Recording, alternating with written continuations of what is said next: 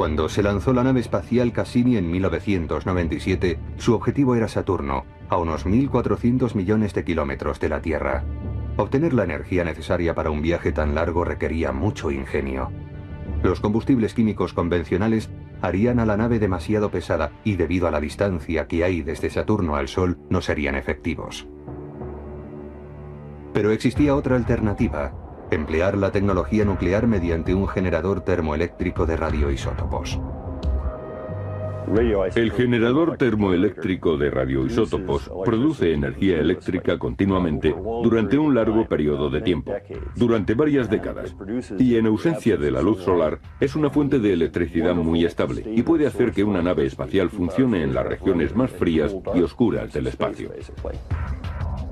La nave espacial Cassini lleva 3 unidades de generación termoeléctrica de radioisótopos. Estas unidades basan su funcionamiento en el proceso de desintegración de los isótopos. Con el tiempo, los isótopos se desintegran emitiendo partículas alfa. Durante el proceso se emite también energía en forma de calor. Cuando esto sucede, la materia se convierte en energía según la famosa ecuación de Einstein. La energía es igual a la masa por la velocidad de la luz al cuadrado. Los módulos termoeléctricos de Cassini convierten el calor emitido en electricidad. Por si acaso se produjera un fallo mecánico antes del lanzamiento, en el propio lanzamiento o en el espacio, los diseñadores de las unidades termoeléctricas han rodeado al combustible, el plutonio, con un escudo de cerámica resistente al calor que evitaría la dispersión del material radiactivo, incluso si la cápsula se desintegrara en la atmósfera. Si se accidentara en la atmósfera, caería a la Tierra sin arder ni romperse. La seguridad alcanzada mediante el diseño y tras las pruebas es realmente extraordinaria. La nave espacial Cassini ha sido la última que ha utilizado generadores termoeléctricos de isótopos. Con ello se consigue energía para toda la nave. Animados por el éxito de estos generadores, los expertos de la NASA planean una misión a larga distancia que utilice energía nuclear. Se trata de seguir la órbita de las 3 lunas de Júpiter. Utilizará un sistema de propulsión llamado Prometheus, que se complementará con células solares. En lugar de producir los 500 vatios de energía eléctrica conseguidos con los isótopos, la fuente de energía Prometheus está diseñada para suministrar unos 100 kilovatios, lo suficiente para iluminar un campo de fútbol. Estos sistemas de propulsión iónicos proporcionan una fuente continua de empuje, el sueño de todos los ingenieros aeroespaciales.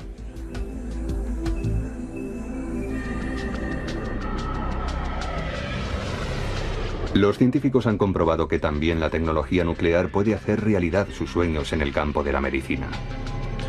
Los médicos recurren a la energía nuclear para ver las reacciones del cerebro ante una emoción. El tratamiento del cáncer ha mejorado con el uso de isótopos radiactivos que atacan a las células tumorales. Los alimentos y los instrumentos médicos pueden ser esterilizados mediante la radiación nuclear sin ser sacados del envoltorio. Los científicos también se valen de la tecnología nuclear para combatir el terrorismo y para generar energía eléctrica sin causar daño al medio ambiente. Pero aunque la energía nuclear puede ayudar a la medicina y a la ciencia en general, sigue teniendo mala reputación debido a su pasado. Todo comenzó en un laboratorio de Nuevo México llamado Los Álamos. Allí se inició la carrera para conseguir la primera bomba nuclear. Muchos científicos fueron llamados para que formaran parte del proyecto Manhattan. La motivación principal fue el miedo a que Alemania desarrollara la bomba atómica. Eso ocurrió a finales de los años 30, cuando acababa de descubrirse la fisión y en Europa había estallado la guerra. Una vez, el presidente Roosevelt nos llamó a los científicos y nos dijo que Hitler era una amenaza para el mundo y que los océanos no ofrecerían ya protección suficiente. A continuación comentó: se os ha acusado a vosotros, los científicos, de construir armas de destrucción. Pero yo os digo que a menos que desarrolléis nuevas armas, Hitler ganará la guerra. Desde 1939 hasta 1945, más de 2.000 millones de dólares de entonces fueron invertidos en el proyecto Manhattan. A él se sumaron los mejores y los más brillantes cerebros de Estados Unidos. En el proyecto Manhattan participaban 8 premios Nobel y varios de los miembros restantes del equipo ganarían premios después de la guerra. Fue una concentración de talento científico que quizás no puede igualarse. La suma de todo ese conocimiento era necesaria para superar los retos técnicos que planteaba la fabricación de la primera bomba nuclear. Los científicos del proyecto Manhattan querían crear lo que denominaban una reacción de fisión. Para conseguirla, necesitaban un isótopo de uranio. Como todos los elementos, el uranio está formado por átomos, que a su vez están constituidos por partículas más pequeñas. El átomo se compone de protones, electrones y neutrones. El uranio natural se denomina U-238, porque el número total de protones y neutrones es de 238. Mezclado con él se encuentra una pequeña cantidad de U-235, una forma de uranio que solo tiene 143 neutrones.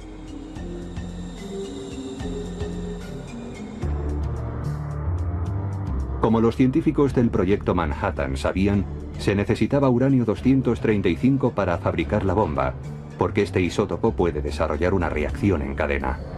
La reacción en cadena se produce cuando un átomo emite un neutrón, que a su vez choca con otro átomo y produce la fisión, o sea, la división del átomo, emitiendo más neutrones que impactan con más átomos.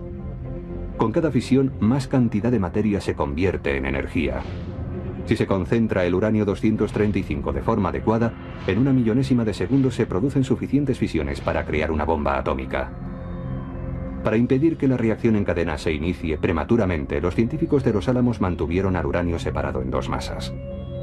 Para detonarlas y alcanzar la llamada masa crítica tenían que juntarlas. Una manera de hacerlo era mediante un pequeño cañón que dispararía una masa contra la otra. Estaban separadas por un largo tubo. Se disparaba un explosivo convencional y las 2 masas chocaban, iniciando la fisión y la reacción en cadena. Este método de iniciar el proceso es conocido como fisión por disparo. Pero los científicos de Los Álamos trabajaron también en un dispositivo más complejo y mucho más potente, una bomba iniciada por implosión. El sistema apodado Gadget usaba potentes explosivos para comprimir uranio 235 alrededor de un núcleo esférico de plutonio 239. Cuando los 2 isótopos se unían, se iniciaba la reacción en cadena. La bomba de plutonio tenía cables y detonadores que explotaban en el momento preciso. La capa de uranio impactaba por medio de explosivos contra el plutonio e iniciaba la reacción que conducía a la detonación. Los científicos decidieron que una técnica tan compleja requería experimentación.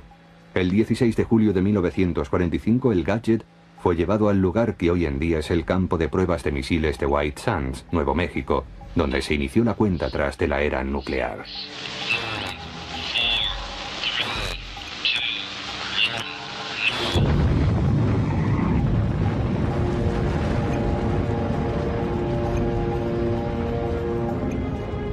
We are now prepared to destroy more rapidly and completely every productive enterprise the Japanese have in any city.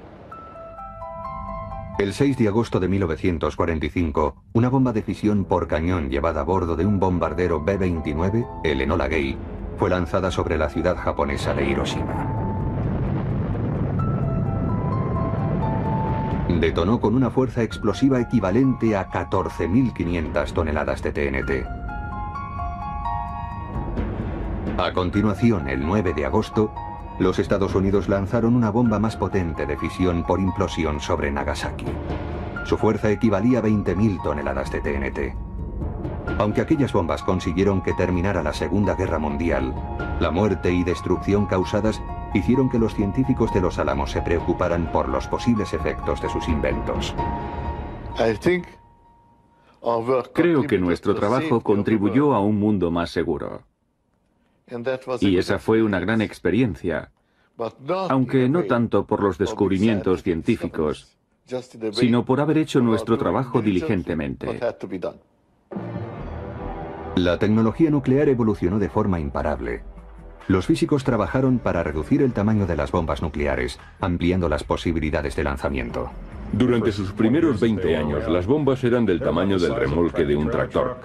Pesaban de 5 a 10.000 kilos. Se necesitaba el avión más grande del mundo para lanzarlas y solo podía transportar una. Posteriormente, en la década de los 50, su diámetro llegó a ser inferior al 1,5 metros. Incluso llegaron a caber en un proyectil de artillería de 15,2 centímetros, algo sorprendente. Después de la guerra se emplearon muchos otros métodos de lanzamiento que iban desde misiles a toda clase de torpedos.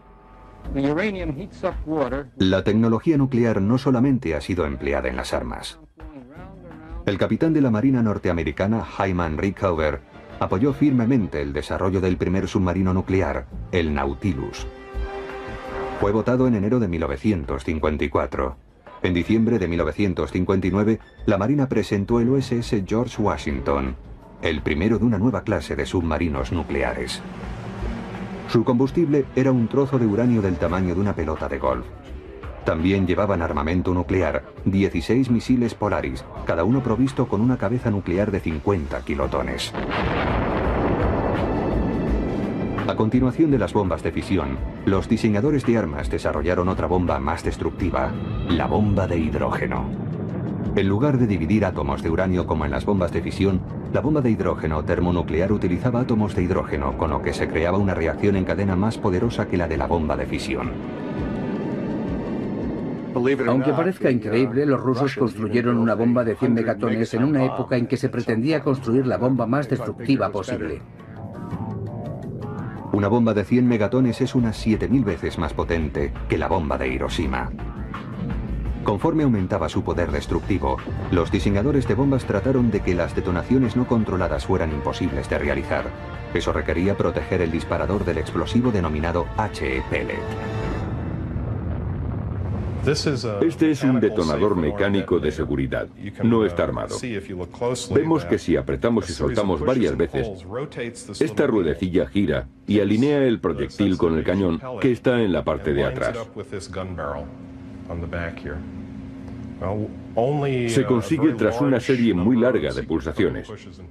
Si la serie no es correcta, si se comete un error como yo he cometido ahora, el mecanismo se bloquea. Los detonadores de esta clase cuestan unos 50.000 euros, pero su extremada precisión es necesaria para asegurar que una cabeza nuclear no detone durante una secuencia de lanzamiento. Hands on keys. Keys. On my mark. 3, 2, 1.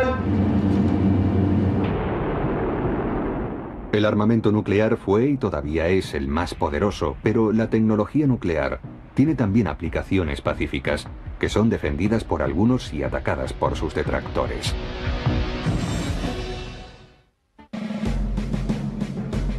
Durante los años 50 en los Estados Unidos se preveía un brillante futuro para la energía nuclear, mientras que el ejército quería que sus soldados se familiarizaran con la nueva tecnología. Put on goggles or face away from the target area. Bomb away.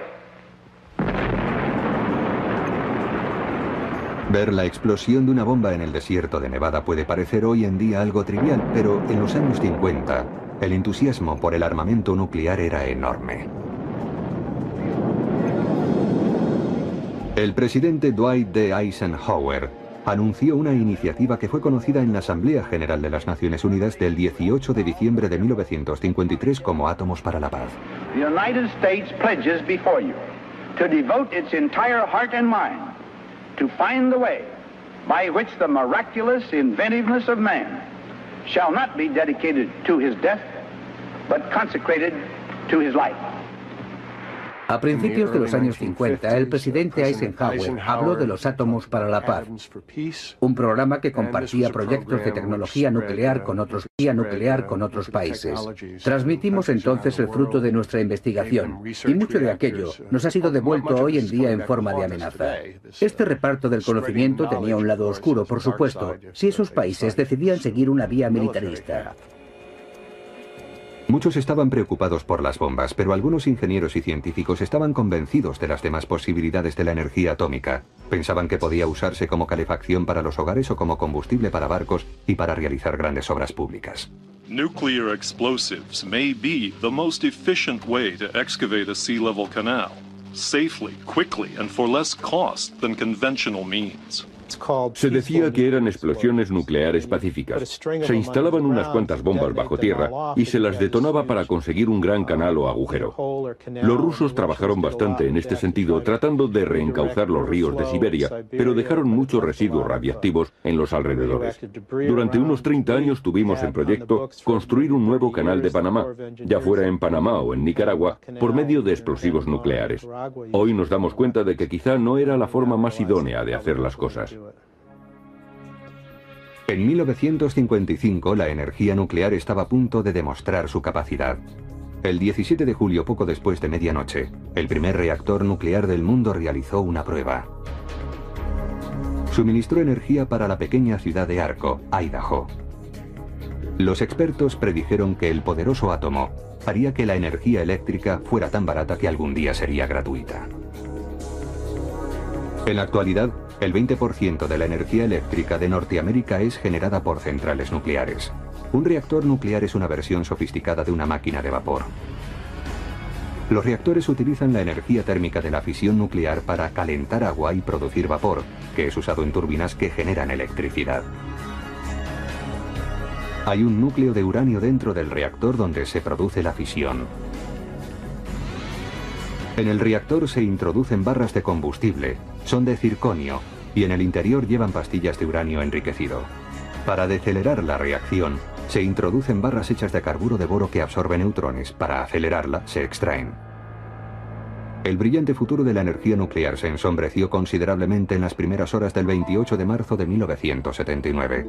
La unidad 2 de una central nuclear cerca de Harrisburg, Pensilvania, llamada 3 Miles Island, inició por accidente un peligroso proceso de fusión del núcleo.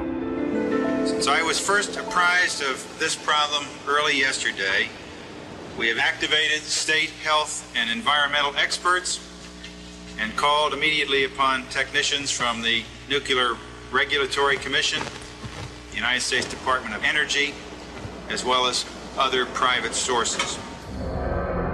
En 3 Miles Island ocurrió una fusión accidental del núcleo. Esto sucede cuando durante cierto tiempo se pierde agua en la refrigeración. Aunque no haya fisión, la reacción continúa y produce tanto calor que funde las barras de combustible. Funde también toda la cubierta metálica y lo hace desde el fondo del reactor. La catástrofe de 3 Miles Island fue un desastre que perjudicó la imagen de la industria nuclear. Aunque el escape radiactivo fue escaso, el suceso desató el temor público hacia todo lo relacionado con la energía nuclear. Después del accidente, el gobierno inició un plan para mejorar la seguridad del personal de las centrales. Hizo además cambios en las salas de control. La forma en que había sido diseñada la sala de control no facilitaba la respuesta ante un accidente. Había controles que cuando estaban en rojo significaban una cosa y cuando estaban en verde otra. Y había controles que hacían justo lo contrario. No habían sido diseñados para ayudar al personal en una situación de crisis. Pero en abril de 1986, el temor público hacia las centrales nucleares quedó justificado. En Ucrania, entonces una república de la antigua Unión Soviética, el reactor de la central de Chernóbil explotó durante una prueba rutinaria. El área de emisión radiactiva fue 1.700 veces mayor que la de 3 Miles Island, y el número de personas expuestas fue 200 veces mayor. 30 de ellas murieron, y 209 recibieron tratamiento por exposición intensa a la radiación. La de Chernóbil fue una auténtica catástrofe. Generó muchas dudas acerca de la energía nuclear. Fue un duro golpe para Rusia y desde luego para Gorbachov, y probablemente contribuyó al desmembramiento de la Unión Soviética.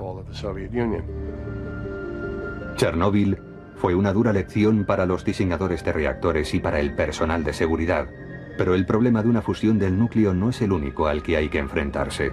Incluso el transporte rutinario de residuos nucleares producidos por las centrales y por otras fuentes tiene sus riesgos debido a la continua emisión de radiactividad. Las barras de combustible usadas son peligrosas durante cientos de miles de años. Miles de millones de litros de residuos nucleares procedentes tanto de fuentes militares como comerciales permanecen en instalaciones subterráneas. Gran parte de ellas tienen fugas que llegan a las aguas subterráneas. Los científicos debaten los efectos potenciales de la contaminación en la salud pública. Las autoridades están también preocupadas acerca de la seguridad de las centrales nucleares. Se han tomado medidas para impedir el robo de materiales radioactivos. Estos materiales, en manos de terroristas, por ejemplo, pueden ser utilizados para construir un dispositivo contaminante.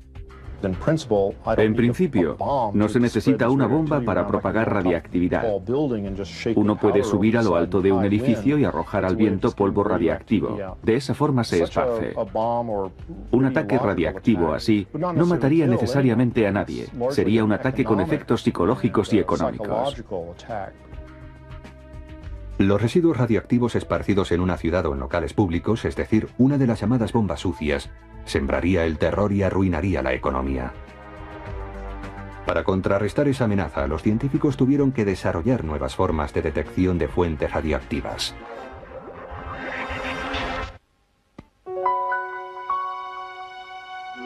La radiación es algo que nos acompaña constantemente, parte de ella es nociva, otra se produce de forma natural. Los científicos han desarrollado métodos para detectar la radiación en cualquiera de sus formas. En 1928, Hans Geiger junto a un compañero creó el contador Geiger-Müller. El contador Geiger es un aparato que mide el ritmo de la desintegración radiactiva. El núcleo del contador Geiger es un tubo relleno de gas que puede conducir la electricidad. Adquiere capacidad conductiva cuando es ionizado por una partícula emitida por una fuente radiactiva. El gas completa un circuito eléctrico y el contador Geiger amplifica la señal, produciendo un salto en la aguja y un sonido. La siguiente generación de detectores de radiación la constituyen también unidades portátiles, pero están a años luz del contador Geiger, los Radscout. En la parte frontal del equipo hay un cristal puro de germanio, que es el que mide la radiación gamma, los rayos X. Está al final de este tubo de plata. El recubrimiento exterior del prototipo impide que sufra daños cuando lo movemos por el laboratorio. Los cristales de germanio se utilizaron por primera vez en 1962 para la detección de rayos gamma. Funcionan porque cada rayo gamma tiene una longitud de onda característica, es como su huella digital, y el cristal convierte esa huella en pulsos eléctricos. Para que el cristal funcione adecuadamente debe ser mantenido a una temperatura de 185 grados bajo cero por medio de un refrigerador portátil que lleva en la parte trasera de la unidad. Al principio los manteníamos fríos mediante nitrógeno líquido. Ahora usamos un refrigerador y resultan mucho más fáciles de llevar. No dependemos del nitrógeno líquido que acaba agotándose al final del día. Dentro del Radscout, un ordenador analiza instantáneamente los datos. Cualquier persona, aunque no sea un científico, puede usar el aparato e identificar el origen de la radiación, así como determinar si existe una amenaza real o si es una fuente radiactiva natural. Pero el Radscout no es el único medio para detectar una amenaza radiactiva. Los científicos utilizan la misma tecnología nuclear con la esperanza de ofrecer protección. En la Global Marine Terminal de Nueva Jersey, la inspección aduanera se encarga de examinar todos los contenedores que van a ser transportados por camiones de 18 ruedas. Los contenedores proceden de todo el mundo, y un número sorprendente de ellos llevan materiales radiactivos. Se les hace pasar por puestos de detección que funcionan como gigantescos contadores Geiger. En un día cualquiera, en esta terminal en particular, comprobamos unos 500 contenedores. En los días más ajetreados, son 600 los que pasan por aquí. Probablemente 4 o 5 de ellos al día presentan radiación.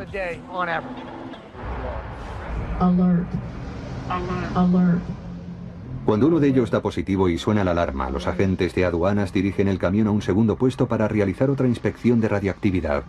Esta medida es necesaria porque los puestos son tan sensibles que incluso detectan niveles muy bajos de radiación que en algunos casos se produce naturalmente. Es muy frecuente que los azulejos, la cerámica, la basura del fondo y otros objetos así den señales de radiactividad. Estas cosas tienen una radiactividad natural de bajo nivel, pero es bueno que nuestros sensores puedan detectarla. Usando un equipo de detección automático, el puesto de aduanas está equipado para comprobar la carga de un contenedor. Los agentes inspeccionan además una carta visual de radiación llamada espectro. Nos da la indicación que vemos en la pantalla. Nos dice exactamente qué fuente de radiación es. Luego usamos la información, las dos informaciones electrónicas. Así nos hacemos una idea del riesgo y de la posible amenaza de los contenedores. Aquí está el camión. Mira si está justo en el centro, por aquí encima. Los agentes de aduanas utilizan un detector portátil para realizar las mediciones, y si las señales son demasiado débiles o no son concluyentes, se rompe el sello de aduanas para realizar una inspección visual. Vale, nos dice que hay un isótopo desconocido. Tendremos que abrir el contenedor. Tienes que romper el sello. No tenemos más que coger una cizalla y cortarlo. Guardamos el sello y ponemos otro de aduanas cuando terminamos.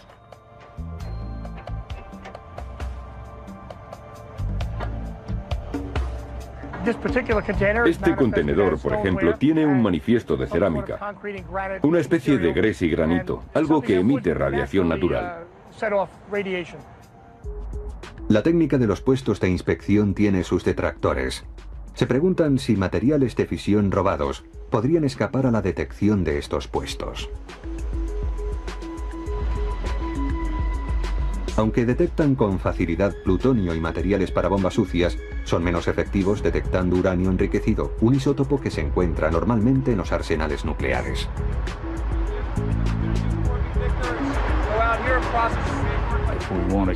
Si queremos resolver el problema del terrorista que dispone de uranio enriquecido, hay que bloquear o destruir este material en origen. Al menos podíamos vigilar el material empleado en los programas oficiales y dificultar en lo posible que los terroristas lo utilicen para crear armas. El contrabando de materiales nucleares a través de las fronteras sigue siendo un problema inquietante, y los científicos tratan de resolverlo con nuevas formas de tecnología nuclear. Existe preocupación por los posibles robos de material o armas nucleares que puedan ser introducidos en los Estados Unidos, donde obviamente producirían grandes daños. Los científicos están desarrollando una unidad manual para ser distribuida entre los empleados de emergencias. Es un teléfono móvil especial que a la vez ofrece distintos servicios. Por la parte de atrás lleva la electrónica, incluyendo un receptor de GPS. Estos detectores caben en un sitio como este. El chip que lleva este prototipo fue fabricado originalmente para detectar rayos gamma en el espacio. Para ser transportados hasta la atmósfera, los sensores deben tener poco peso a la vez que deben ser relativamente baratos.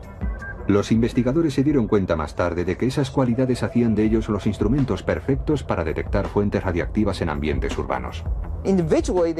Individualmente no son muy potentes, pero si ponemos muchos de ellos, me refiero a cientos, incluso millares, en un lugar concreto de la ciudad, y están constantemente midiendo y enviando el resultado a la central de proceso, esta obtendrá todas las informaciones como si provinieran de un gran detector. Tendremos así un sistema de detección muy sensible.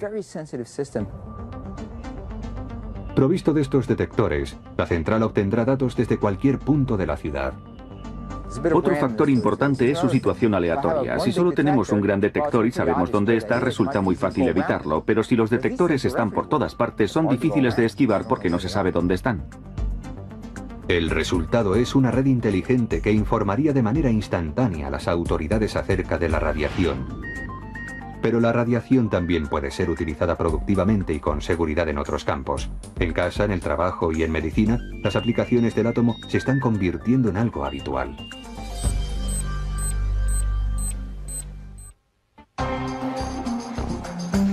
Esto, que parece un simple almacén, es un centro de tecnología nuclear.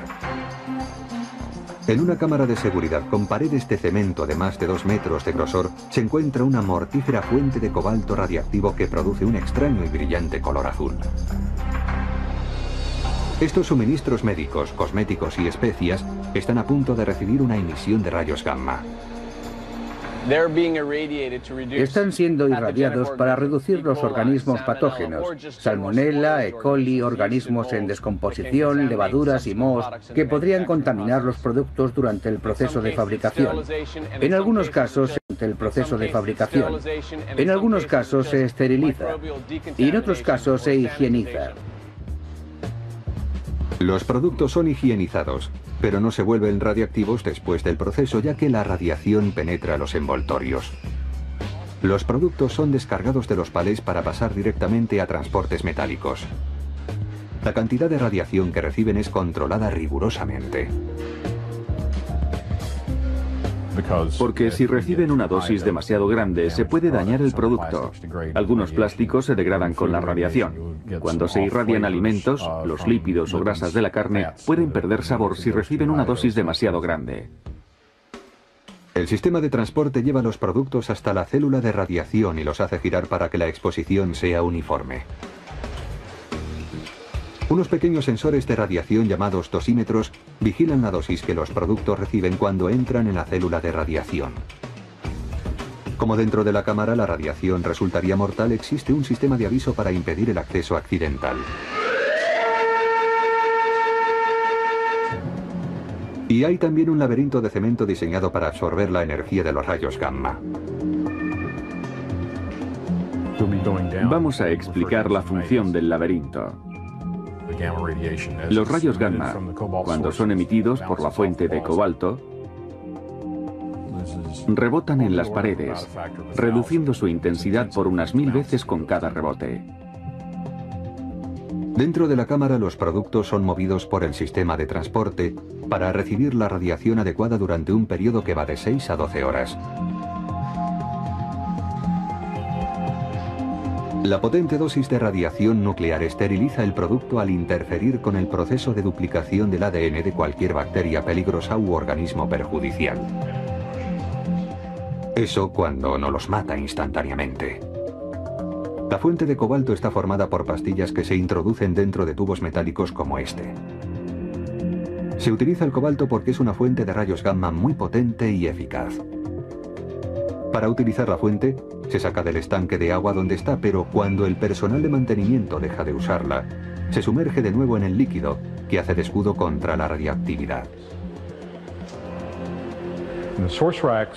Las barras con la fuente radiactiva se almacenan en estanques de agua.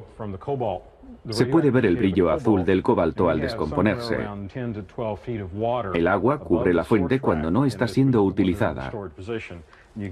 Se puede comprobar por el medidor que hay muy poca o ninguna radiación por encima del estanque cuando las barras están en la posición de almacenamiento. Antes de distribuir los productos, son empaquetados y se les pone una etiqueta en la que consta que han sido irradiados con rayos gamma y que están libres de microorganismos perniciosos. Pero la gente no suele aprovecharse de la tecnología nuclear en el supermercado, sino en otras aplicaciones rutinarias. Existe un aparato casero que cuesta unos 10 euros y que detecta fugas de radón, un gas radiactivo natural que se acumula en los sótanos y puede causar cáncer de pulmón. Si queremos conocer algún aparato más de tecnología nuclear casera, no tenemos más que fijarnos en los detectores de humo. Los detectores de humo pueden contener una pequeña cantidad de material radiactivo para ionizar el aire y ayudar a detectar partículas de humo. Muchos detectores de humo utilizan un isótopo llamado americio 241. El isótopo emite partículas alfa que ionizan el aire permitiendo que pase una corriente entre los dos electrodos del dispositivo. Si entra humo, absorbe las partículas alfa, interrumpe la corriente y hace sonar la alarma. El isótopo está en medio de un laminado lo suficientemente grueso para contener con seguridad el material radiactivo, pero a la vez es suficientemente fino para permitir que las partículas alfa pasen a través de él. El isótopo está resguardado, por lo que se pueden usar los detectores y arrojarlos luego a la basura, aunque no deben ser incinerados. Este reloj gamma alerta de la presencia de radioactividad en un detector de humo y también de la que se encuentra en las barras de soldadura. Cuando se coloca cerca de la fuente radiactiva, el reloj gamma emite pitidos, muestra el ritmo de la radiación y la dosis acumulada con el tiempo. El coste de un aparato así es de unos 500 euros. La medición del tiempo ha avanzado también gracias a la tecnología nuclear, alcanzando una precisión sorprendente gracias al desarrollo de los relojes atómicos. Un reloj corriente y uno atómico se distinguen por el método con el que miden el tiempo. En un reloj convencional, una rueda equilibrada movida por resortes es la que marca los segundos. En un reloj atómico, las frecuencias de oscilación entre partículas atómicas forman una especie de rueda equilibrada electrostática que mantiene la pulsación. La frecuencia es muy alta y con ella pueden medir el tiempo con mucha precisión, un segundo cada 8.000 años. Algo fundamental para el sistema de los GPS. Las señales de tiempo deben de estar sincronizadas en todos los satélites. Por unos 300 € se puede comprar una versión del reloj atómico que se sincroniza con un sistema central por medio de señales de radio. La tecnología nuclear se usa también para explorar el interior del cuerpo humano. Las imágenes por resonancia magnética se obtienen mediante el protón de la molécula de agua. En el campo médico, antes se llamaba resonancia magnética nuclear, pero la palabra nuclear resultaba algo inquietante y en medicina es mejor prescindir de ella.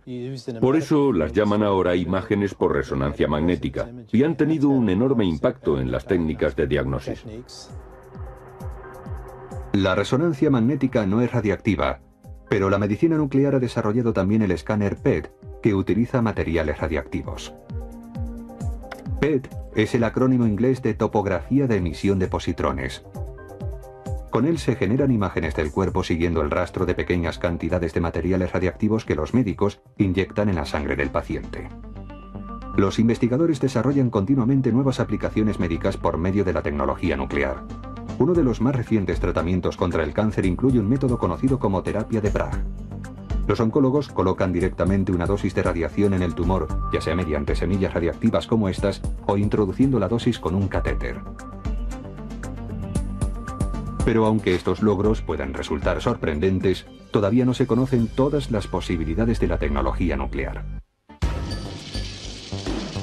Los científicos están ideando un dispositivo que podría generar energía para abastecer a todo el planeta.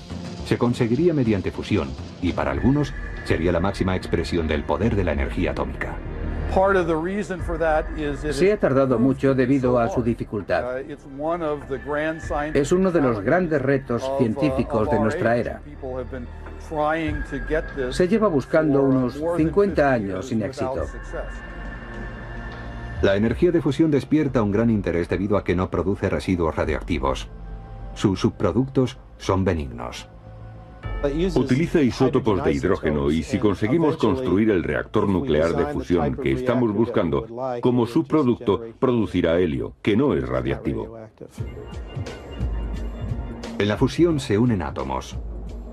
Es el mismo proceso que produce luz en las estrellas y también el mismo que utilizan las bombas de hidrógeno. En la fusión, dos átomos de dos isótopos de hidrógeno, deuterio y tritio, se fusionan a alta temperatura emitiendo energía. El problema es que para unir los dos núcleos es necesario someterlos a presión y temperatura extremas para provocar su fusión, porque los dos están cargados positivamente y la fuerza eléctrica hace que se repelan. En el Princeton Plasma Physics Laboratory de Estados Unidos, una institución para el estudio de la energía, los investigadores exploran la fusión mediante un dispositivo en forma de bocel. Una reacción de fusión solo puede darse dentro de un plasma gaseoso. El dispositivo utiliza campos magnéticos muy fuertes para comprimir el plasma. Este método para conseguir la fusión es llamado de confinamiento magnético. En el Lawrence Livermore National Laboratories, el Departamento de Defensa norteamericano está estudiando la fusión para su aplicación en armamentos y para desarrollar pruebas de control de calidad para cabezas nucleares. Aunque el objetivo primordial de este proyecto es la investigación armamentística, un subproducto puede ser la producción de energía de fusión para usos no bélicos. Los investigadores de Livermore se proponen utilizar un láser muy potente para comprimir el plasma en lugar de usar energía magnética. Esta es la cámara mayor de la National Ignition Facility, una instalación con láser que fue diseñada para conseguir la fusión en el laboratorio. Estas instalaciones han costado hasta la fecha más de 3.500 millones de euros. Tienen una sala de control al estilo de la NASA donde los técnicos guían la energía de 192 láseres por medio de un proceso de amplificación y filtrado. Los rayos láser se concentran en un minúsculo blanco de tritio y deuterio. Funciona de manera parecida a un experimento que hacíamos de niños. Se cogía una lente y se concentraba la luz del sol en una hoja seca para que ardiera. Aquí lo que se hace es concentrar la energía en un punto muy pequeño para elevar la temperatura significativamente.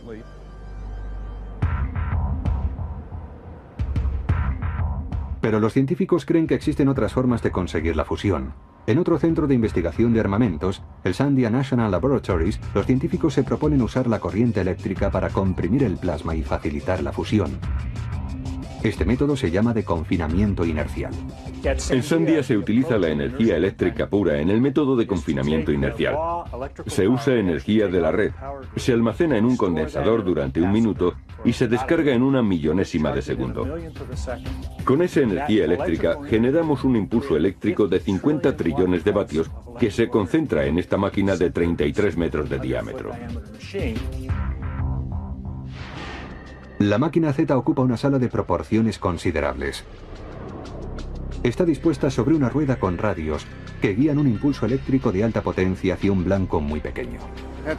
En el centro, en el mismo núcleo, combinamos toda la corriente eléctrica en una sección muy pequeña. Cuando ésta llega al centro, el voltaje alcanza aproximadamente los 3 millones de voltios, con una corriente de 20 millones de amperios. Cuando la corriente asociada con esa energía alcanza el centro de la máquina, recorre un conductor muy fino hecho con 300 cables muy finos, cada uno de ellos más delgado que un cabello humano. Y entonces de repente obligamos a que estos cables acepten una corriente de 20 millones de amperios. Se vaporizan instantáneamente. Lo que es suficiente para hacer que los isótopos de hidrógeno se fundan y cuando esto ocurre, se emite energía. Hasta ahora los experimentos de fusión no han producido una ganancia energética neta. Es necesaria más energía para producirlo de la que luego se obtiene. Para tener éxito, los investigadores necesitan crear una reacción de fusión sostenida y controlada. No obstante, los científicos se muestran entusiastas acerca de las posibilidades de la fusión por su gran potencial como fuente de energía. Uno de los combustibles para la fusión, el deuterio, es extraído del agua dulce y el otro, el tritio, del agua marina. ¿Por qué he dedicado 28 años de mi vida a tratar de conseguir la fusión? Si nos fijamos en los problemas asociados con los combustibles fósiles que tanto utilizamos hoy en día, estos producen calentamiento global del planeta o conflictos políticos internacionales. Uno se siente tentado a buscar otra fuente de energía, una que no tenga esos inconvenientes. Para mí esa es una buena razón para tratar de conseguir la fusión. La energía de fusión nos librará de la dependencia de las fuentes energéticas actuales, evitando los conflictos que provoca su comercio, y se dejará de dañar el medio ambiente. Los científicos prevén un mundo en paz y creen que la tecnología nuclear ofrecerá posibilidades para salvar la Tierra en lugar de destruirla. Muy pequeño para elevar la temperatura significativamente.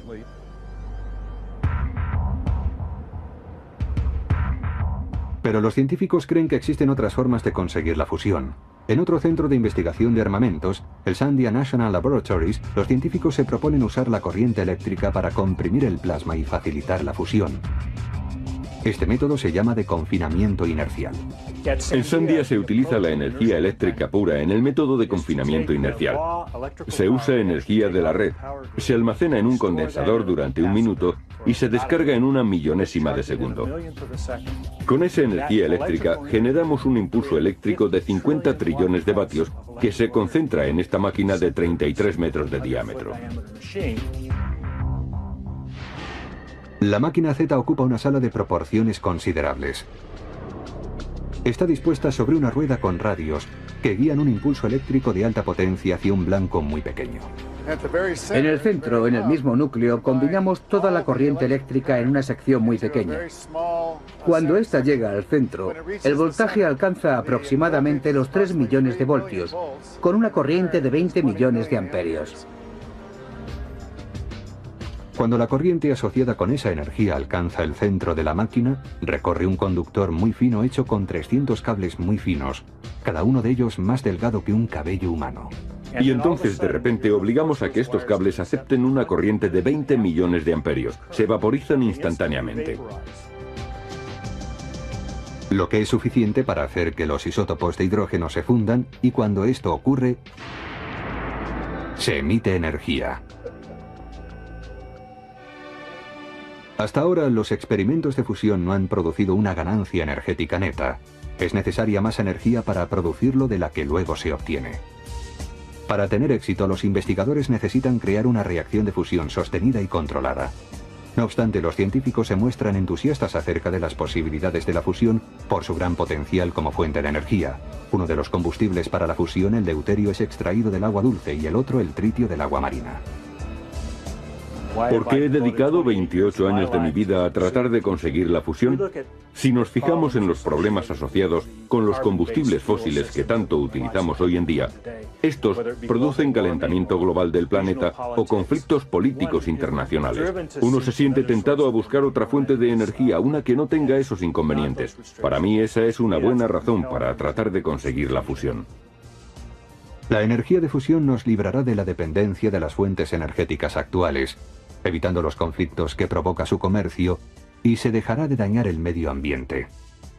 Los científicos prevén un mundo en paz y creen que la tecnología nuclear ofrecerá... Midiendo y enviando el resultado a la central de proceso, esta obtendrá todas las informaciones como si provinieran de un gran detector.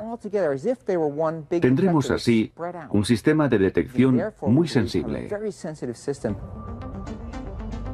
Provisto de estos detectores, la central obtendrá datos desde cualquier punto de la ciudad. Otro factor importante es su situación aleatoria. Si solo tenemos un gran detector y sabemos dónde está, resulta muy fácil evitarlo, pero si los detectores están por todas partes, son difíciles de esquivar porque no se sabe dónde están. El resultado es una red inteligente que informaría de manera instantánea a las autoridades acerca de la radiación. Pero la radiación también puede ser utilizada productivamente y con seguridad en otros campos. En casa, en el trabajo y en medicina, las aplicaciones del átomo se están convirtiendo en algo habitual.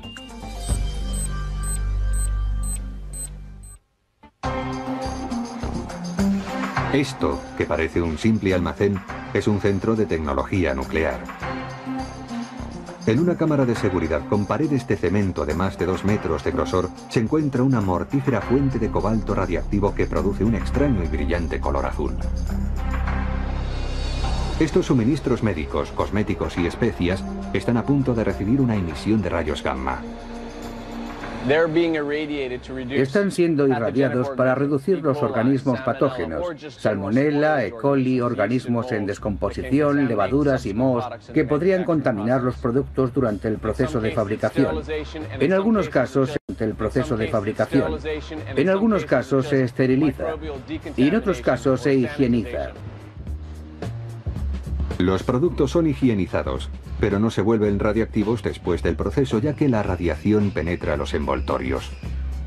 Los productos son descargados de los palés para pasar directamente a transportes metálicos. La cantidad de radiación que reciben es controlada rigurosamente. Porque si reciben una dosis demasiado grande, se puede dañar el producto. Algunos plásticos se degradan con la radiación. Cuando se irradian alimentos, los lípidos o grasas de la carne pueden perder sabor si reciben una dosis demasiado grande. El sistema de transporte lleva los productos hasta la célula de radiación y los hace girar para que la exposición sea uniforme. Unos pequeños sensores de radiación llamados dosímetros vigilan la dosis que los productos reciben cuando entran en la célula de radiación. Como dentro de la cámara la radiación resultaría mortal, existe un sistema de aviso para impedir el acceso accidental. Y hay también un laberinto de cemento diseñado para absorber la energía de los rayos gamma. Vamos a explicar la función del laberinto. Las barras con la fuente radiactiva se almacenan en estanques de agua. Se puede ver el brillo azul del cobalto al descomponerse. El agua cubre la fuente cuando no está siendo utilizada. Se puede comprobar por el medidor que hay muy poca o ninguna radiación por encima del estanque cuando las barras están en la posición de almacenamiento. Antes de distribuir los productos, son empaquetados y se les pone una etiqueta en la que consta que han sido irradiados con rayos gamma y que están libres de microorganismos perniciosos. Pero la gente no suele aprovecharse de la tecnología nuclear en el supermercado, sino en otras aplicaciones rutinarias. Existe un aparato casero que cuesta unos 10 euros y que detecta fugas de radón, un gas radioactivo natural que se acumula en los sótanos y puede causar cáncer de pulmón. Si queremos conocer algún aparato más de tecnología nuclear casera, no tenemos más que fijarnos en los detectores de humo. Los detectores de humo pueden contener una pequeña cantidad de material radiactivo para ionizar el aire y ayudar a detectar partículas de humo. Muchos detectores de humo utilizan un isótopo llamado americio 241. El isótopo emite partículas alfa que ionizan el aire permitiendo que pase una corriente entre los dos electrodos del dispositivo. Si entra humo, absorbe las partículas alfa, interrumpe la corriente y hace sonar la alarma. El isótopo está en medio de un laminado lo suficientemente grueso para contener con seguridad el material radiactivo, pero a la vez es suficientemente fino para permitir que las partículas alfa pasen a través de él. El isótopo está resguardado, por lo que se pueden usar los detectores y arrojarlos luego a la basura, aunque no deben ser incinerados. Este reloj gamma alerta de la presencia de radioactividad en un detector de humo y también de la que se encuentra en las barras de soldadura. Cuando se coloca cerca de la fuente radiactiva, el reloj gamma emite pitidos, muestra el ritmo de la radiación y la dosis acumulada con el tiempo. El coste de un aparato así es de unos 500 euros. La medición del tiempo ha avanzado también gracias a la tecnología nuclear, alcanzando una precisión sorprendente gracias al desarrollo de los relojes atómicos. Un reloj corriente y uno atómico se distinguen por el método con el que miden el tiempo. En un reloj convencional, una rueda equilibrada movida por resortes es la que marca los segundos. En un reloj atómico, las frecuencias de oscilación entre partículas atómicas forman una especie de rueda equilibrada electrostática que mantiene la pulsación. La frecuencia es muy alta y con ella pueden medir el tiempo con mucha precisión, un segundo cada 8.000 años. Algo fundamental para el sistema de los GPS. Y materiales para bombas sucias son menos efectivos detectando uranio enriquecido, un isótopo que se encuentra normalmente en los arsenales nucleares.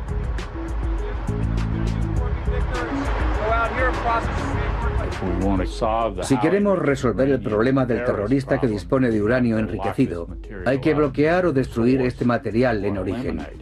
Al menos podíamos vigilar el material empleado en los programas oficiales y dificultar en lo posible que los terroristas lo utilicen para crear armas. El contrabando de materiales nucleares a través de las fronteras sigue siendo un problema inquietante y los científicos tratan de resolverlo con nuevas formas de tecnología nuclear. Existe preocupación por los posibles robos de material o armas nucleares que puedan ser introducidos en los Estados Unidos, donde obviamente producirían grandes daños. Los científicos están desarrollando una unidad manual para ser distribuida entre los empleados de emergencias. Es un teléfono móvil especial que a la vez ofrece distintos servicios. Por la parte de atrás lleva la electrónica, incluyendo un receptor de GPS. Estos detectores caben en un sitio como este. El chip que lleva este prototipo fue fabricado originalmente para detectar rayos gamma en el espacio. Para ser transportados hasta la atmósfera, los sensores deben tener poco peso a la vez que deben ser relativamente baratos. Los investigadores se dieron cuenta más tarde de que esas cualidades hacían de ellos los instrumentos perfectos para detectar fuentes radiactivas en ambientes urbanos. Individualmente no son muy potentes, pero si ponemos muchos de ellos, me refiero a cientos, incluso millares, en un lugar concreto de la ciudad, y están constantemente midiendo y enviando el resultado a la central de proceso, esta obtendrá todas las informaciones como si provinieran de un gran detector. Tendremos así un sistema de detección muy sensible. Provisto de estos detectores, la central obtendrá datos desde cualquier punto de la ciudad. Otro factor importante es su situación aleatoria. Si solo tenemos un gran detector y sabemos dónde está, resulta muy fácil evitarlo, pero si los detectores están por todas partes, son difíciles de esquivar porque no se sabe dónde están. El resultado es una red inteligente que informaría de manera instantánea a las autoridades acerca de la radiación. Pero la radiación también puede ser utilizada productivamente y con seguridad en otros campos. En casa, en el trabajo y en medicina, las aplicaciones del átomo se están convirtiendo en algo habitual.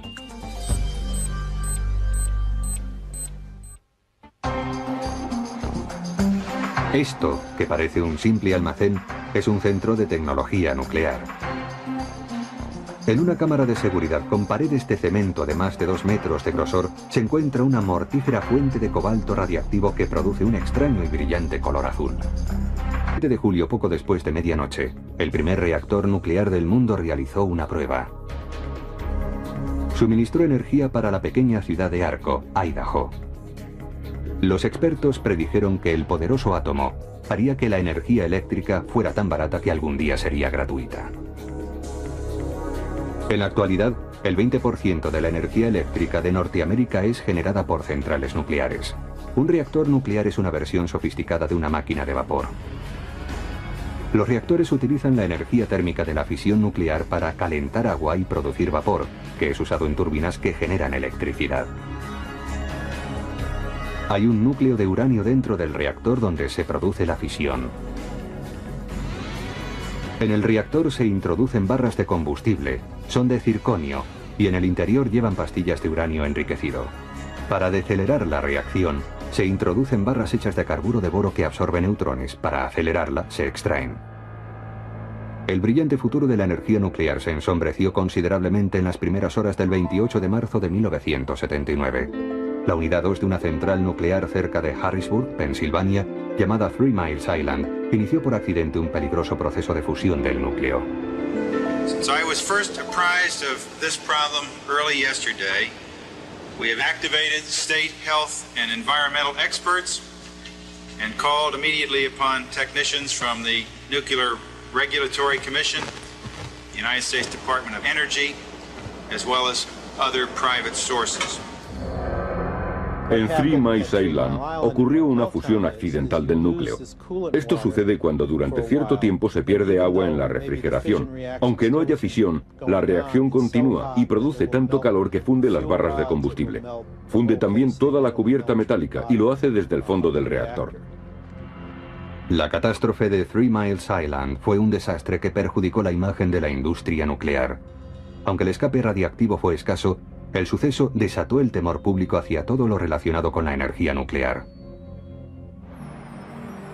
Después del accidente, el gobierno inició un plan para mejorar la seguridad del personal de las centrales. Hizo además cambios en las salas de control. La forma en que había sido diseñada la sala de control no facilitaba la respuesta ante un accidente. Había controles que cuando estaban en rojo significaban una cosa y cuando estaban en verde otra. Y había controles que hacían justo lo contrario. No habían sido diseñados para ayudar al personal en una situación de crisis. Pero en abril de 1986, el temor público hacia las centrales nucleares quedó justificado.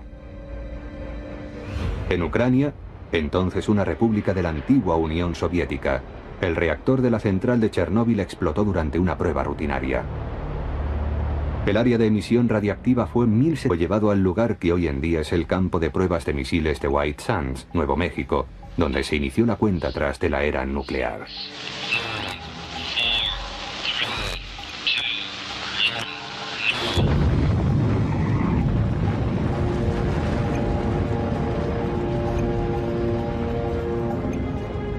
We are now prepared to destroy more rapidly and completely every productive enterprise the Japanese have in any city.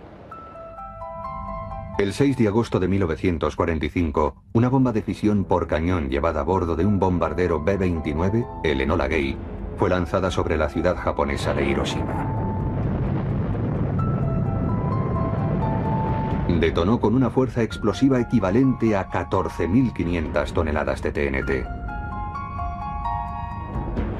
A continuación, el 9 de agosto, los Estados Unidos lanzaron una bomba más potente de fisión por implosión sobre Nagasaki. Su fuerza equivalía a 20.000 toneladas de TNT. Aunque aquellas bombas consiguieron que terminara la Segunda Guerra Mundial, la muerte y destrucción causadas hicieron que los científicos de Los Álamos se preocuparan por los posibles efectos de sus inventos. Creo que nuestro trabajo contribuyó a un mundo más seguro. Y esa fue una gran experiencia, aunque no tanto por los descubrimientos científicos, sino por haber hecho nuestro trabajo diligentemente. La tecnología nuclear evolucionó de forma imparable. Los físicos trabajaron para reducir el tamaño de las bombas nucleares, ampliando las posibilidades de lanzamiento. Durante sus primeros 20 años, las bombas eran del tamaño del remolque de un tractor. Pesaban de 5 a 10.000 kilos. Se necesitaba el avión más grande del mundo para lanzarlas y solo podía transportar una. Posteriormente, en la década de los 50, su diámetro llegó a ser inferior al 1,5 metros. Incluso llegaron a caber en un proyectil de artillería de 15,2 centímetros, algo sorprendente. Después de la guerra se emplearon muchos otros métodos de lanzamiento que iban desde misiles a toda clase de torpedos. La tecnología nuclear no solamente ha sido empleada en las armas. El capitán de la Marina norteamericana, Hyman Rickover, apoyó firmemente el desarrollo del primer submarino nuclear, el Nautilus. Fue votado en enero de 1954. En diciembre de 1959, la Marina presentó el USS George Washington, el primero de una nueva clase de submarinos nucleares. Su combustible era un trozo de uranio del tamaño de una pelota de golf. También llevaban armamento nuclear, 16 misiles Polaris, poderoso átomo, haría que la energía eléctrica fuera tan barata que algún día sería gratuita. En la actualidad, el 20% de la energía eléctrica de Norteamérica es generada por centrales nucleares. Un reactor nuclear es una versión sofisticada de una máquina de vapor. Los reactores utilizan la energía térmica de la fisión nuclear para calentar agua y producir vapor, que es usado en turbinas que generan electricidad. Hay un núcleo de uranio dentro del reactor donde se produce la fisión. En el reactor se introducen barras de combustible, son de circonio, y en el interior llevan pastillas de uranio enriquecido. Para decelerar la reacción, se introducen barras hechas de carburo de boro que absorben neutrones. Para acelerarla, se extraen. El brillante futuro de la energía nuclear se ensombreció considerablemente en las primeras horas del 28 de marzo de 1979. La unidad 2 de una central nuclear cerca de Harrisburg, Pensilvania, llamada 3 Miles Island, inició por accidente un peligroso proceso de fusión del núcleo. Since I was first apprised of this problem early yesterday, we have activated state health and environmental experts and called immediately upon technicians from the Nuclear Regulatory Commission, the United States Department of Energy, as well as other private sources. En 3 Miles Island ocurrió una fusión accidental del núcleo. Esto sucede cuando durante cierto tiempo se pierde agua en la refrigeración. Aunque no haya fisión, la reacción continúa y produce tanto calor que funde las barras de combustible. Funde también toda la cubierta metálica y lo hace desde el fondo del reactor. La catástrofe de 3 Miles Island fue un desastre que perjudicó la imagen de la industria nuclear. Aunque el escape radiactivo fue escaso, el suceso desató el temor público hacia todo lo relacionado con la energía nuclear. Después del accidente, el gobierno inició un plan para mejorar la seguridad del personal de las centrales. Hizo además cambios en las salas de control. La forma en que había sido diseñada la sala de control no facilitaba la respuesta ante un accidente. Había controles que cuando estaban en rojo significaban una cosa y cuando estaban en verde otra. Y había controles que hacían justo lo contrario. No habían sido diseñados para ayudar al personal en una situación de crisis. Pero en abril de 1986, el temor público hacia las centrales nucleares quedó justificado. En Ucrania, entonces una república de la antigua Unión Soviética, el reactor de la central de Chernóbil explotó durante una prueba rutinaria. El área de emisión radiactiva fue 1.700 veces mayor que la de 3 Miles Island, y el número de personas expuestas fue 200 veces mayor. 30 de ellas murieron, y 209 recibieron tratamiento por exposición y 1.000 euros. Pero su extremada precisión es necesaria para asegurar que una cabeza nuclear no detone durante una secuencia de lanzamiento.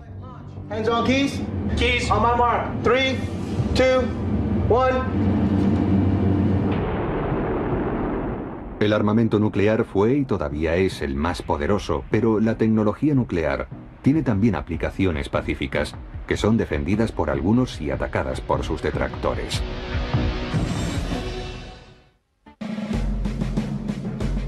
Durante los años 50 en los Estados Unidos se preveía un brillante futuro para la energía nuclear mientras que el ejército quería que sus soldados se familiarizaran con la nueva tecnología. Put on goggles or face away from the target area. Bomb away. Ver la explosión de una bomba en el desierto de Nevada puede parecer hoy en día algo trivial, pero en los años 50, el entusiasmo por el armamento nuclear era enorme. El presidente Dwight D. Eisenhower anunció una iniciativa que fue conocida en la Asamblea General de las Naciones Unidas del 18 de diciembre de 1953 como Átomos para la Paz. The United States pledges before you to devote its entire heart and mind to find the way by which the miraculous inventiveness of man shall not be dedicated to his death, but consecrated to his life. A principios de los años 50, el presidente Eisenhower habló de los Átomos para la Paz, un programa que compartía proyectos de tecnología nuclear con otros países. Transmitimos entonces el fruto de nuestra investigación, y mucho de aquello nos ha sido devuelto hoy en día en forma de amenaza. Este reparto del conocimiento tenía un lado oscuro, por supuesto, si esos países decidían seguir una vía militarista. Muchos estaban preocupados por las bombas, pero algunos ingenieros y científicos estaban convencidos de las demás posibilidades de la energía atómica. Pensaban que podía usarse como calefacción para los hogares o como combustible para barcos y para realizar grandes obras públicas. Nuclear explosives may be the most efficient way to excavate a sea level canal, safely, quickly, and for less cost than conventional means. Se decía que eran explosiones nucleares pacíficas. Se instalaban unas cuantas bombas bajo tierra y se las detonaba para conseguir un gran canal o agujero. Los rusos trabajaron bastante en este sentido, tratando de reencauzar los ríos de Siberia, pero dejaron muchos residuos radiactivos en los alrededores. Durante unos 30 años tuvimos en proyecto construir un nuevo canal de Panamá, ya fuera en Panamá o en Nicaragua, por medio de explosivos nucleares. Hoy nos damos cuenta de que quizá no era la forma más idónea de hacer las cosas. En 1955, la energía nuclear estaba a punto de demostrar su capacidad. El 17... Se puede ver el brillo azul del cobalto al descomponerse. El agua cubre la fuente cuando no está siendo utilizada. Se puede comprobar por el medidor que hay muy poca o ninguna radiación por encima del estanque cuando las barras están en la posición de almacenamiento. Antes de distribuir los productos, son empaquetados y se les pone una etiqueta en la que consta que han sido irradiados con rayos gamma y que están libres de microorganismos perniciosos. Pero la gente no suele aprovecharse de la tecnología nuclear en el supermercado, sino en otras aplicaciones rutinarias. Existe un aparato casero que cuesta unos 10 euros y que detecta fugas de radón, un gas radiactivo natural que se acumula en los sótanos y puede causar cáncer de pulmón. Si queremos conocer algún aparato más de tecnología nuclear casera, no tenemos más que fijarnos en los detectores de humo. Los detectores de humo pueden contener una pequeña cantidad de material radiactivo para ionizar el aire y ayudar a detectar partículas de humo. Muchos detectores de humo utilizan un isótopo llamado americio 241. El isótopo emite partículas alfa que ionizan el aire permitiendo que pase una corriente entre los dos electrodos del dispositivo. Si entra humo, absorbe las partículas alfa, interrumpe la corriente y hace sonar la alarma. El isótopo está en medio de un laminado lo suficientemente grueso para contener con seguridad el material radiactivo, pero a la vez es suficientemente fino para permitir que las partículas alfa pasen a través de él. El isótopo está resguardado, por lo que se pueden usar los detectores y arrojarlos luego a la basura, aunque no deben ser incinerados. Este reloj gamma alerta de la presencia de radioactividad en un detector de humo y también de la que se encuentra en las barras de soldadura. Cuando se coloca cerca de la fuente radiactiva, el reloj gamma emite pitidos, muestra el ritmo de la radiación y la dosis acumulada con el tiempo. El coste de un aparato así es de unos 500 euros. La medición del tiempo ha avanzado también gracias a la tecnología nuclear, alcanzando una precisión sorprendente gracias al desarrollo de los relojes atómicos. Un reloj corriente y uno atómico se distinguen por el método con el que miden el tiempo. En un reloj convencional, una rueda equilibrada movida por resortes es la que marca los segundos. En un reloj atómico, las frecuencias de oscilación entre partículas atómicas forman una especie de rueda equilibrada electrostática que mantiene la pulsación. La frecuencia es muy alta y con ella pueden medir el tiempo con mucha precisión, un segundo cada 8.000 años. Algo fundamental para el sistema de los GPS. Las señales de tiempo deben de estar sincronizadas en todos los satélites. De hidrógeno, con lo que se creaba una reacción en cadena más poderosa que la de la bomba de fisión. Aunque parezca increíble, los rusos construyeron una bomba de 100 megatones en una época en que se pretendía construir la bomba más destructiva posible. Una bomba de 100 megatones es unas 7.000 veces más potente que la bomba de Hiroshima. Conforme aumentaba su poder destructivo, los diseñadores de bombas trataron de que las detonaciones no controladas fueran imposibles de realizar. Eso requería proteger el disparador del explosivo denominado HE pellet. Este es un detonador mecánico de seguridad. No está armado. Vemos que si apretamos y soltamos varias veces, esta ruedecilla gira y alinea el proyectil con el cañón que está en la parte de atrás. Se consigue tras una serie muy larga de pulsaciones. Si la serie no es correcta, si se comete un error como yo he cometido ahora, el mecanismo se bloquea. Los detonadores de esta clase cuestan unos 50.000 euros, pero su extremada precisión es necesaria para asegurar que una cabeza nuclear no detone durante una secuencia de lanzamiento. Hands on keys. Keys. On my mark. 3, 2, 1. El armamento nuclear fue y todavía es el más poderoso, pero la tecnología nuclear tiene también aplicaciones pacíficas, que son defendidas por algunos y atacadas por sus detractores.